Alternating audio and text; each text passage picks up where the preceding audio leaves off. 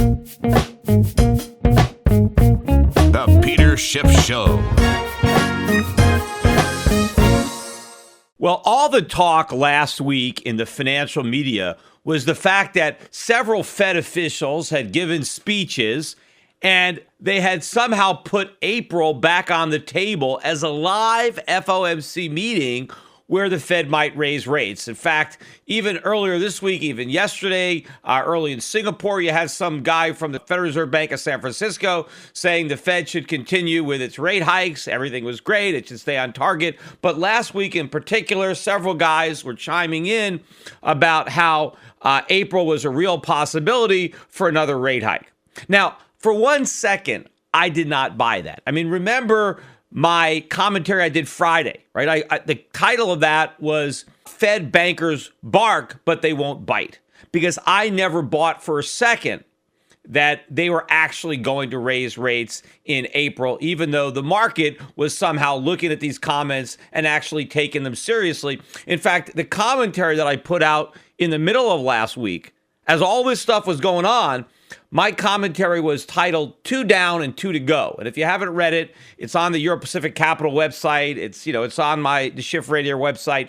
But I argued that the Fed had already dispensed with 2 of the 4 rate hikes that it had telegraphed we were going to get this year, earlier in the year, late December. And I said 2 down and 2 to go, meaning they were going to take the other 2 rate hikes away.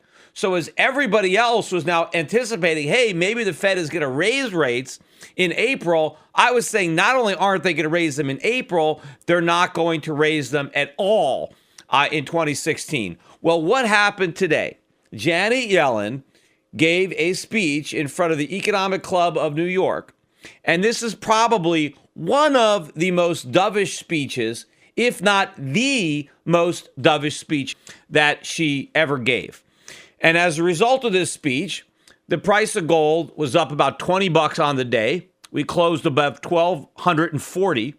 In fact, a couple of days ago, we almost got back down to 1,200. I mean, we never quite hit 1,200. We got like maybe 1,206, 1,207. I forget the exact low. But I also think that that's very interesting, and it tells you a lot about the strength of this bull market, that even with everybody believing that the Fed was maybe about to hike rates as early as April, that despite that, and despite the rally in the dollar, gold would not get back below $1,200 an ounce. So to me, that's very bullish. The question is, when will all the bears throw in the towel? You know, Goldman Sachs, they're still looking for gold, 1,900. They're still looking for a strong dollar and a bunch of rate hikes. So the Goldman Sachs is not as bearish on gold as Harry Dent. You know, Harry Dent is calling for $700 gold. At least he was when I debated him on the Alex Jones show on Friday.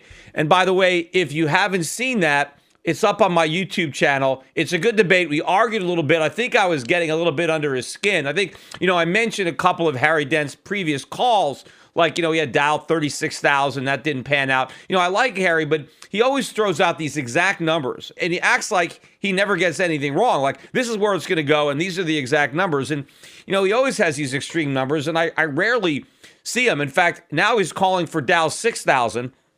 And I thought I remembered that he was calling for Dow 1,000. I mean, maybe he was at one point, but a few years ago, he was calling for Dow 3,000, right? And so, now he's 6,000, but, not as low as 3,000. But still, I don't think the Dow is going down that low. It potentially could go down that low or lower if the Fed actually raised interest rates a bunch of times and tried to shrink their balance sheet.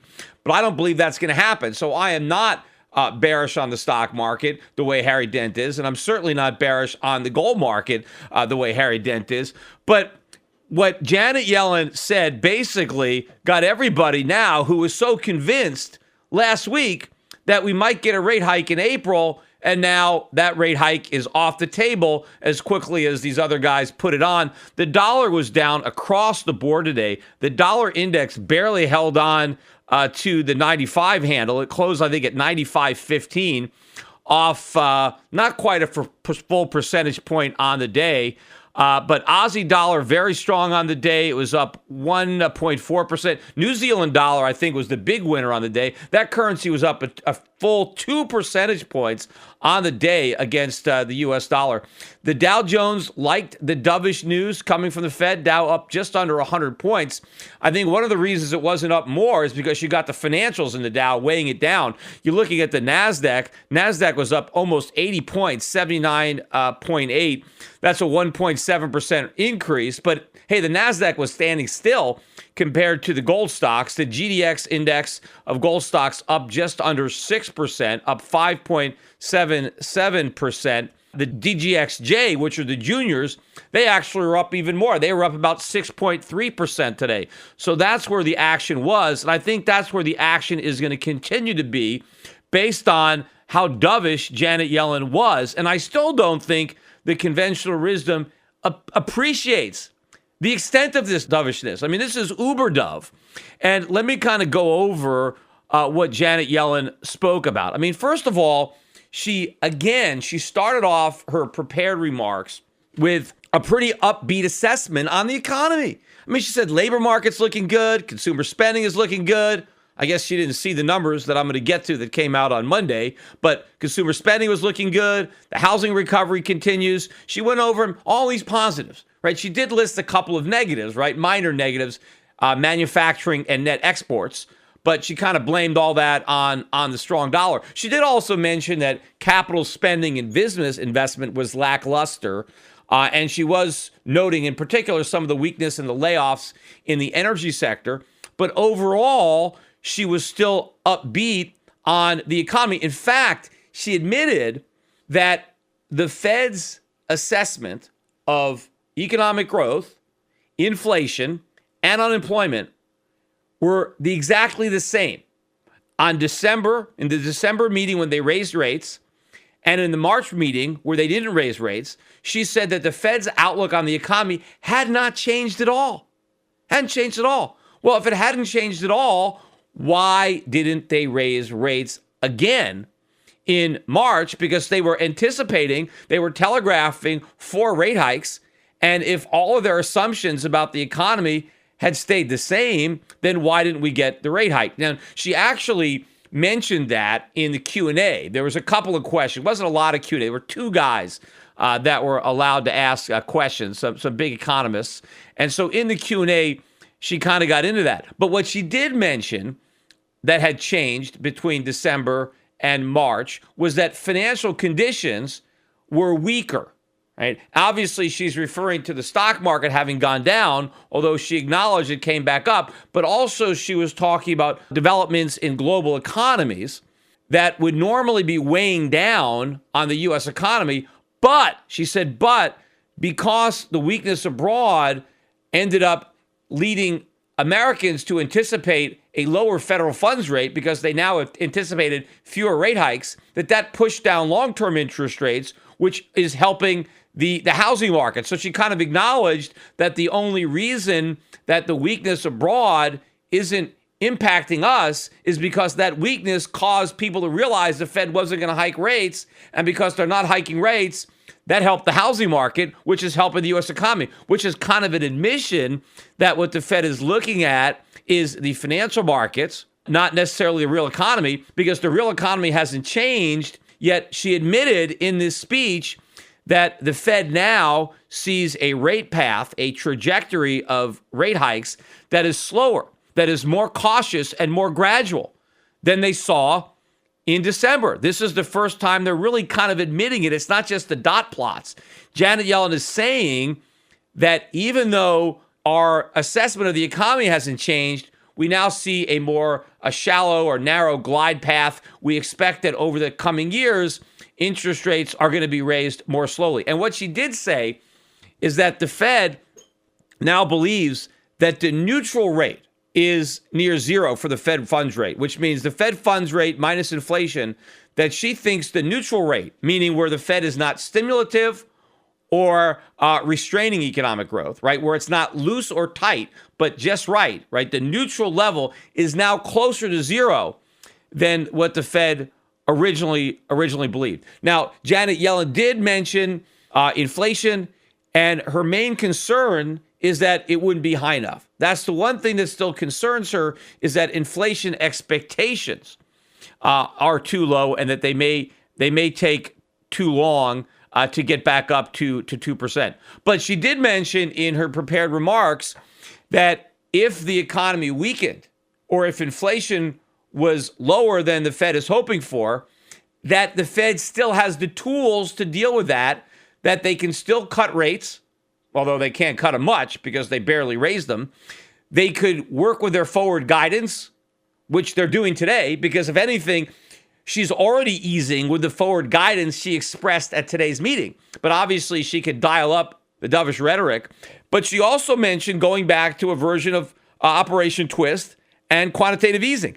No, she didn't say quantitative easing. She said, well, we can go back to our asset purchases. Well, what's that? That's quantitative easing. So now the Fed is talking about quantitative easing and cutting rates because financial conditions are less favorable today than they were in December, even though their economic forecasts have not changed, which to me, I don't believe that. Because if you remember, the Fed's official GDP forecast for Q1, right, for the first quarter of this year, towards the end of last year, if you go back to her press conference, the Fed was looking for the economy to grow about 3% in the first quarter of 2016. And now, today, you have Janet Yellen saying that the Fed's expectations for economic growth haven't changed since that statement was made. Well, how can that possibly be when we've got all this bad economic news that has come out? In fact, what Janet Yellen said to justify, and this was in the Q&A, because she was asked, hey, wait a minute, if all of your economic assumptions haven't changed since from December to March, then, why didn't you raise rates? And what Janet Yellen said, and this, I hadn't anticipated this, but remember, I kept saying that she was going to have to come up with an excuse because Yellen doesn't want to raise rates, but she doesn't want to admit that the economy is weakening because she doesn't want to peddle fiction. She wants to toe the administrative line that Obama is spinning, that everything is great, and that Hillary Clinton wants to ride that wave into the White House. The economy is great. So how does Janet Yellen not raise rates and still pretend that the economy is great, right? Because you'd be raising rates. So this is what Janet Yellen came up with. She said that even though our assumptions about the economy haven't changed, our assumptions about the appropriate level of interest rates have. What she said is the Fed now believes that given all the economic growth that they expect and that they still expect, and given the level of inflation and unemployment that they expect, the rate of interest is actually lower now than what they thought in December. Now, they didn't actually come out and say they were wrong, but basically that's what they're admitting. They're saying we weren't wrong on our forecast for growth. We were just wrong on our forecast of what interest rates should be given that level of growth. Now, maybe what Janet Yellen really figured out is if they raised interest rates, the growth would go away. So maybe that's an admission that in order to maintain or sustain the level of growth that they had forecast, that they can only do that if they don't raise interest rates. But she didn't basically put it in those words. Now, probably one of the funniest, or not, I don't know if it's funny, kind of ridiculous answers before I get back and talk about some of the economic data that came out yesterday, which is particularly germane given what Janet Yellen just said in her speech today. One of the questions focused on the Fed's assumptions for labor productivity, which are built into their models. And the question had to do with the fact that labor productivity has been very, very weak in the United States these past 5 years. I mean, exceptionally weak. And the question was, given how weak productivity has been the past 5 years, why is the Fed assuming such a big improvement in productivity in the next 5 years? And I didn't even realize that, but apparently in their economic model, the Federal Reserve is assuming a big increase in productivity. And the question was why? I mean, why is the Fed so optimistic, right? What evidence are you basing your optimism on? Because productivity has been so lousy for so long. What makes you think it's going to turn around? And they're not just assuming a return to normal, they're assuming a big surge in productivity. And I couldn't believe Janet Yellen's answer. And again, you can't believe that it doesn't provoke a bigger response or reaction from everybody else, because this woman is supposed to be the brightest of the bright, right? She is the one steering this economic ship. And her answer just shows you that she has no idea how to drive the ship, right? Here's what she said. She said, well, we've noticed that. We noticed how weak productivity was these past 5 years. And, we have no explanation of why it happened. So it doesn't make any sense to us that productivity is so low. It just kind of went down for some unknown reason. And so therefore, we're going to assume that it's just going to go back up for some unknown reason, right? We don't know why it went down, so we'll just assume it's going to go right back up. And we don't know why it's going to go up, but we're just going to assume it's going to go up because we're going to assume that what went down for no reason will also go up for no reason. That's not the exact words that she spoke, because that would have looked even more ridiculous, but that's the gist of what she said, right? That is the common language translation of what she said, which is completely ridiculous. A, that she has no idea why productivity is going down, and B, after she admits she has no idea why it went down, to just assume that it's going to go back up. And of course, those assumptions are obviously throwing off all of their forecast for the next few years, because they're based on something that's supposed to happen, yet she has no idea why it's going to happen. She's just, it's just going to magically happen. Just like productivity magically went away, like the productivity fairy decided, to wave a wand, and away went productivity, and now that fairy is just going to come back and wave it again, and now it's all going to come back. First of all, if you really had no idea why productivity was falling so much, wouldn't you just assume that whatever that trend was going to continue? Why would you assume that it's going to magically turn around? Because obviously it has to be going down for a reason. Even if you don't know what that reason is, to assume that it's just going to turn on a dime and just go like V-shaped the other way. But the reality is, anybody can tell you why productivity is going down. There's a million reasons why it's going down. Or maybe not a million, but there's a bunch of them. And a lot of them start from the White House. A lot of them start from President Obama. Did she ever think of something like Obamacare? Didn't she ever think that the presence of Obamacare was doing something about productivity? What about Dodd-Frank? What about all these programs, these business unfriendly programs? What about our tax code? What about all these new regulations that people have to deal with? Don't you think that has something to do with productivity? And what about the Fed? What about what the Fed is doing? What about Janet Yellen's 0% interest rate policy that is inflating bubbles, that is preventing markets from functioning properly, that's preventing a restructuring of our economy? What about punishing savers and rewarding speculators? What about underwriting and monetizing all this government debt so the government, which is a big drag on productivity, gets bigger and bigger and bigger? So it drags productivity lower and lower and lower. It's the Federal Reserve, it's the government, it's the Obama administration that are working together to undermine productivity. And why is that going to change? If we reelect Hillary Clinton, which I think is Janet Yellen's goal, that's not going to make our economy more productive. If she continues to chair the Federal Reserve, that's not going to make our economy any more productive. All the things that are destroying the productivity are going to destroy it even further in the future. But for her to say, I have no idea why productivity is falling, and therefore I'm just going to assume that it goes up for no reason also, is a completely ridiculous answer. And, she got all this applause at the end of her speech, and she's smiling as she sits down. What did she say? She said nothing. She didn't say anything intelligent. She read her statements from a prepared text, right? So she read it all off a teleprompter, and then she had two questions, and she gave BS crazy answers that made her look like a complete fool. And the problem is the audience is full of complete fools too. So they were too foolish to realize how foolish the speaker was. Now, let me get to the economic data that came out yesterday. Yesterday was the big data. And before I get to the real big number, let me just talk about the merchandise trade numbers that came out, the trade in goods, right? This is where we have huge deficits. So the deficit last month, this is in merchandise, not the combined one that has goods and services. This is just the goods, right? So this is a much bigger number.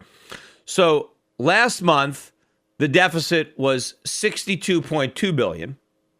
And the consensus for this month was $62.5 billion. The number was, they revised last month's up to 62.4 from the 62.2, and this month jumped all the way to 62.9.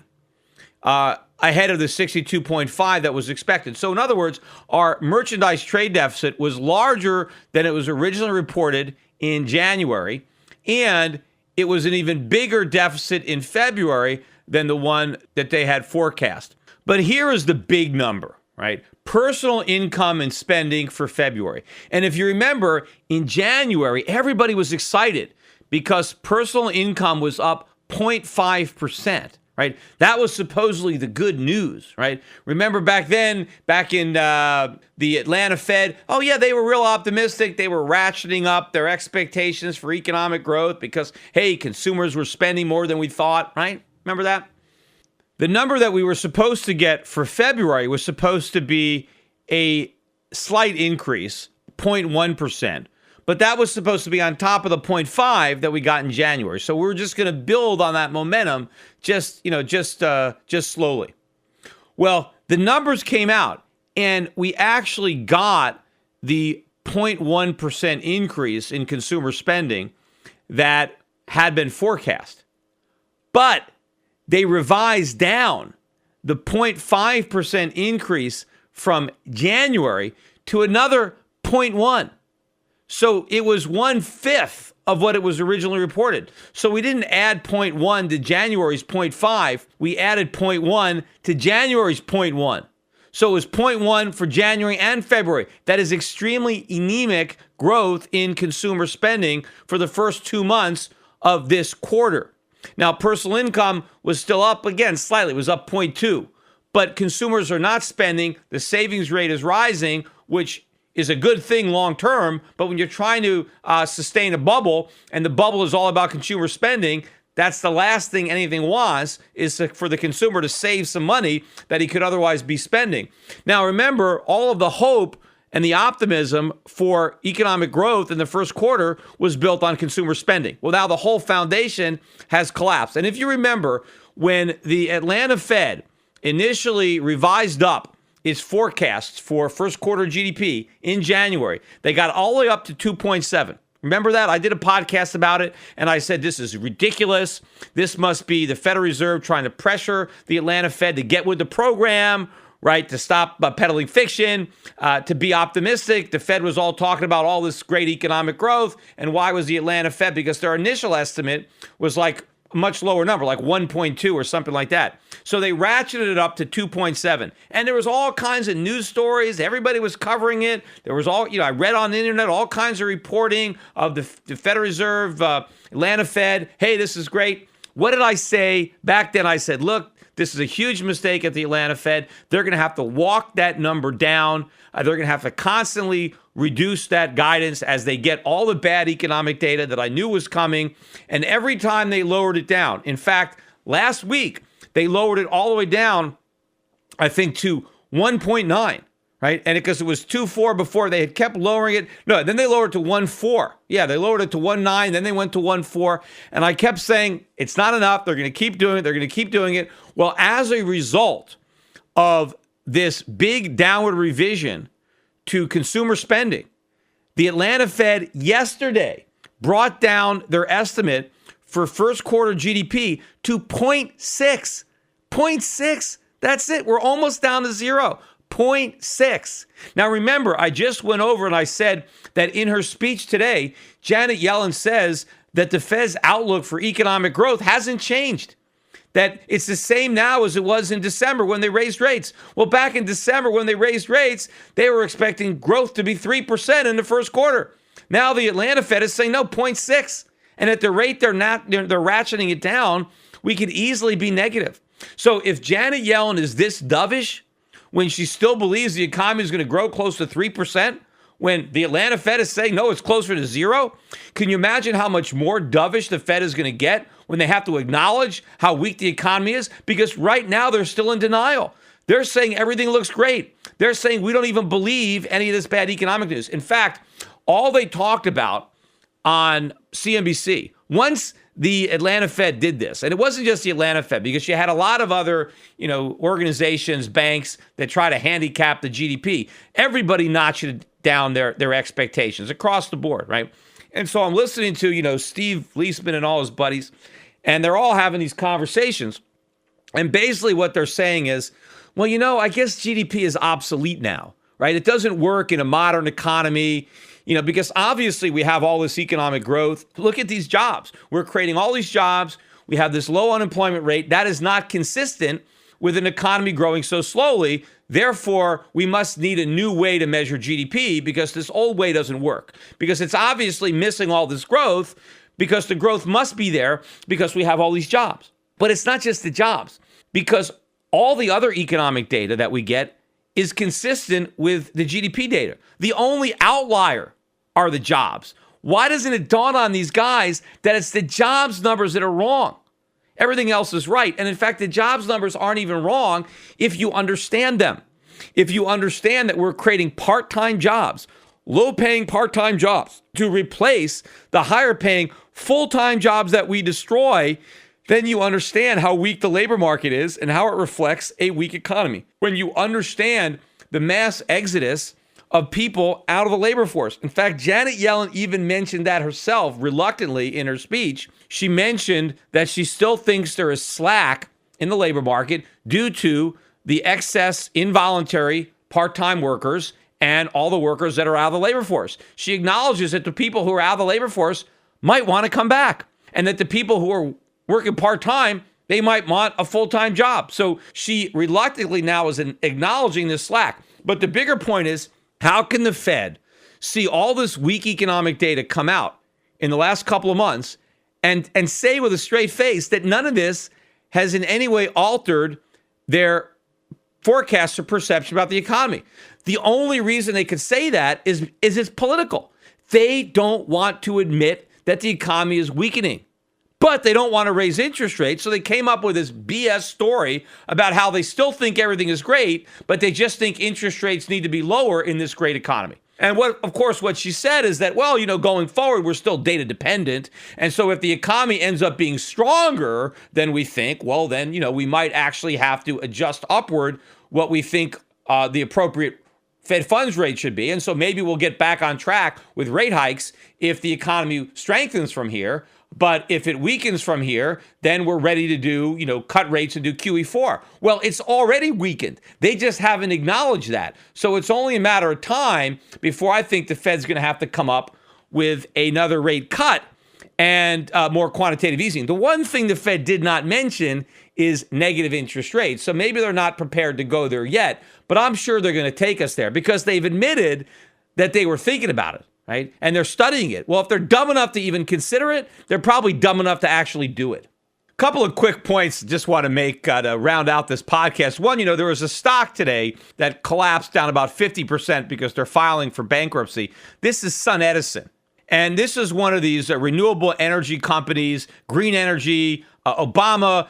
I remember the president of this company or CEO of this company was traveling around with Obama. They were going on some international trips together. This was like, this is the future, right? Right. This is what the president likes. These kind of solar powered alternative clean energy stuff. Well, now they're filing for bankruptcy. This stock is down better than 50% today. It's down over 98% from its 52-week high. And it's down over 99.5% since President Obama was sworn in, right? So this is another example, right? Because everybody jokes, we shouldn't let government pick winners and losers. Well, they don't pick winners and losers. They only pick losers. It'd be okay if they picked the winner once in a while, although I would still be opposed to it because I want the market picking, not the government. But when the government tries to pick winners and losers, it only picks losers. But the biggest losers of the week have got to be the low-skilled workers in the state of California, because those idiots out in California, and Jerry Brown is about to sign this crazy law that the legislature is handing him. They're going to raise the minimum wage for the entire state, not just, it's not just San Francisco and Los Angeles, the entire state, which is going to include like Fresno and Bakersfield and all kinds of places where incomes are a lot lower than they are, in the big cities. They're going to raise the minimum wage to $15 an hour statewide. What a disaster this is going to be. The only salvation is that there's a rule in there, apparently, that says that if unemployment is going up or if the economy is in a recession, they can call off the rate hikes, which in a way acknowledges that they're bad because they're selling this as it's good for the economy. If you listen to all the promoters, everybody who's celebrating, they're saying that these higher wages are good for the economy because they are going to, raise incomes, and therefore the people who have higher incomes are going to have higher spending. So if you think a higher minimum wage is good for the economy, why would you want to call off the rate hike if we're in recession? Wouldn't you want to accelerate it? I mean, if it's good for the economy, isn't it even better in a recession, right? If higher wages mandated by the government help the economy, wouldn't we really need that help even more if we were in recession? The fact that they're actually saying, well, if there's a recession or higher unemployment, we'll call it off, is an acknowledgement that it hurts the economy. It doesn't help it. And they don't want to hurt the economy if it's in a recession. And it's an admission that it hurts employment because they're saying, well, if unemployment goes up, we won't do it. That's an acknowledgement that there's a connection between higher minimum wages and employment. So even as they're passing it, they're admitting that it's bad, but they're doing it anyway for political reasons because you've got so many idiots that believe that despite all the laws of economics and common sense, that the government forcing businesses to pay $15 an hour is a good thing. And again, that's not how you should look at it. It's not the government saying a business must pay somebody $15 an hour because they don't have to. The business cannot hire you and they'll pay you nothing. What the minimum wage really does is it applies to workers. And it's telling a worker, if you can't deliver $15 an hour worth of productivity, and believe me, it's not $15 an hour. You look at all the taxes, payroll taxes, workman's comp.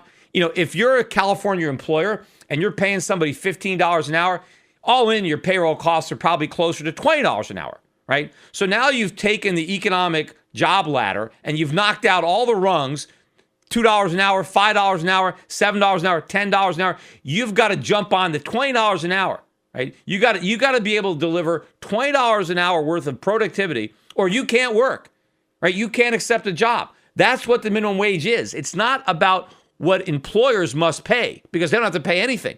It's what workers have to be able to earn. So if you're living in California and you don't have a lot of skills, in fact, there are a lot of people in California that don't even speak English, right? I mean, talk about low skilled. You don't even know the language. How are you going to get $20 an hour? You can't even speak English, right? So you got all these people. Now the government is saying if you can't convince somebody to spend $20 an hour to hire you, 15 to you and 5 for, all these other government taxes. If you can't convince an employer to pay you that, then it's illegal for you to get a job. That's what they've done. Now, the other way you know that the legislature and the government know it's a bad idea is it doesn't fully kick in until 2022. This is 2016. Why do it over 6 years? If it's so good, do it right now. Why delay the benefits for 6 years? The way it works is I think the wages will go up 50 cents in January, then another 50 cents January of the following year. Then it's going to go up $1 a year until it fully hits $15. And I think if you're a small employer, I forget what it is, under 25 workers, you get an extra year to get to $15. Oh, big deal. An extra year, right? But so they're trying to delay the pain by pushing the increases out into the future so they can kind of cover up some of the unemployment. But here's how this is going to backfire, right? Because if you're a businessman and you employ a lot of low-skilled labor and you know that the costs are going to ratchet up, this much over the next 5 or 6 years, you know that, right? When you are trying to decide if you want to replace those low-skilled workers with automation, with computers and robots, right? That decision is always a cost benefit.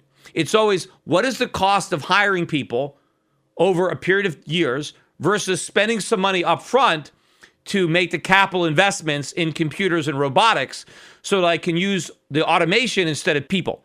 And generally, the cost of automating is an upfront cost. I mean, yeah, there's some kind of routine maintenance of the equipment, but most of the money is a front-end cost. You buy the machines, and then you get a payoff over time. But you have to compare the cost of buying the machines up front versus the present value of the wages that you would pay your workers during that time period. Of course, the machines don't last forever. They depreciate, and at some point you have to replace them. But you do an analysis. And obviously, the more expensive wages are, the higher that you're going to assume what you're going to pay your workers. And if you know that wages are going up 50 cents, $1 an hour, for every year, you build in that $15 cost 6 years from now into your present day assumption of the cost of workers. And that makes the cost of machines that much more competitive because now you're jacking up the cost of workers. You're telling workers, hey, you're making it harder for workers to compete with machines.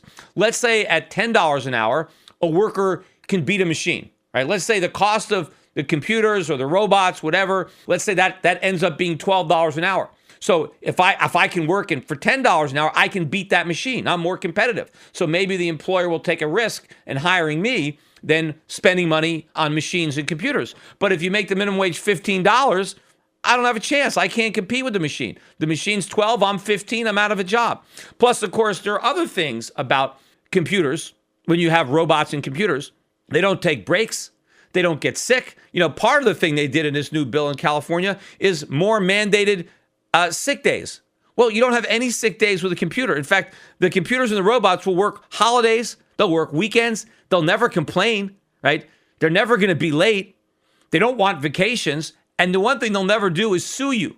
They can't sue you for discrimination. They can't sue you for sexual harassment. They can't steal from you.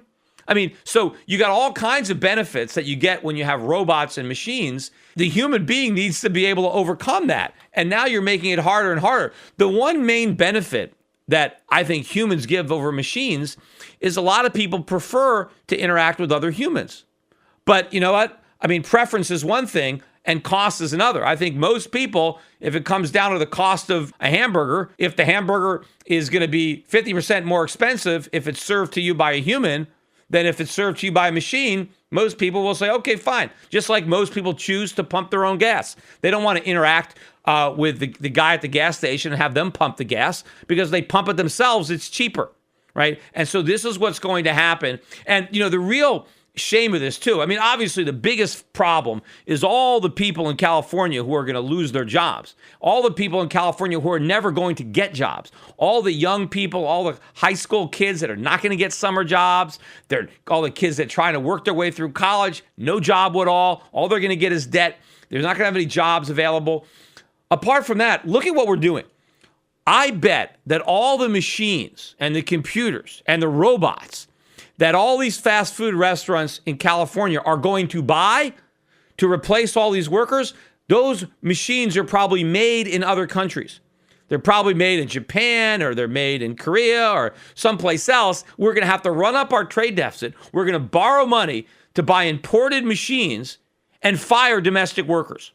And one of the other reasons, and this is to bring the Fed into it, one of the other reasons that investing in machines, in automating with computers and robots, one of the reasons that it's so inexpensive is because of the Fed.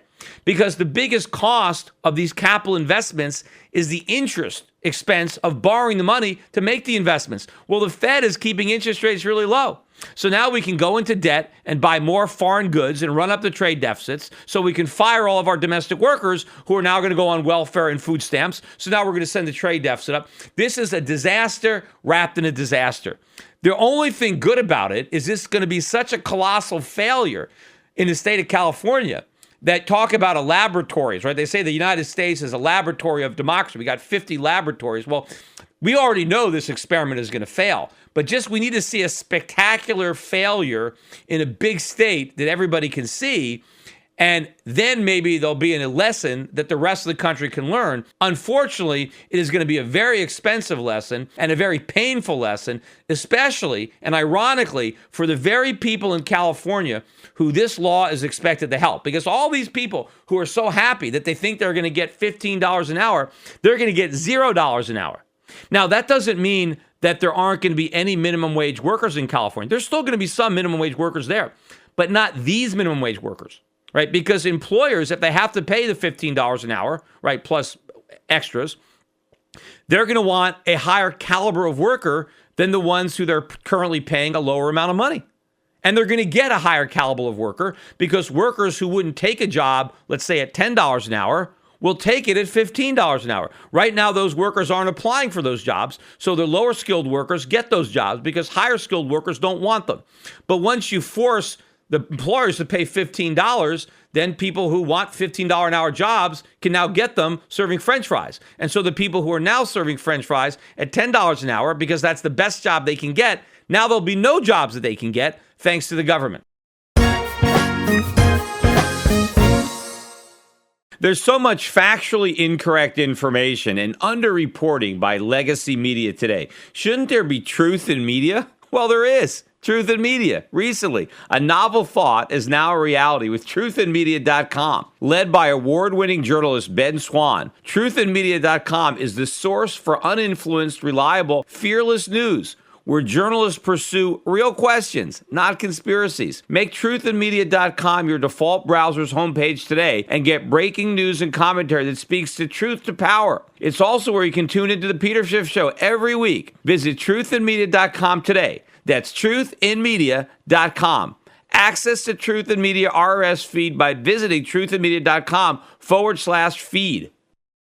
Attention listeners, I have an urgent message for you. We're in the middle of a war. The global conflict is destroying the lives of millions without a single bomb being dropped. It's called the International Currency War, and your bank account has been drafted to fight. The victims in this conflict are our currencies, the dollar, the euro, the yen, the pound. They are all heading to zero as irresponsible central banks compete to see who can print the most the fastest. But there's one form of money politicians and central banks can't destroy: gold.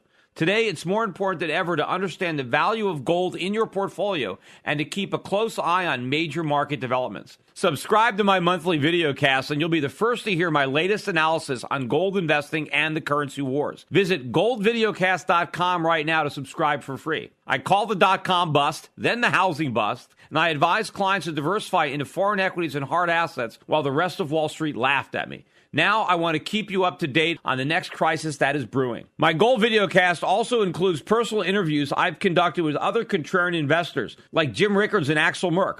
Gold has gone up 256% since 2003, but it has a lot further to go. Don't miss the rally. You can prosper during this time of currency wars, but only if you stay educated. Get a free subscription to my Gold Videocast at goldvideocast.com. That's goldvideocast.com.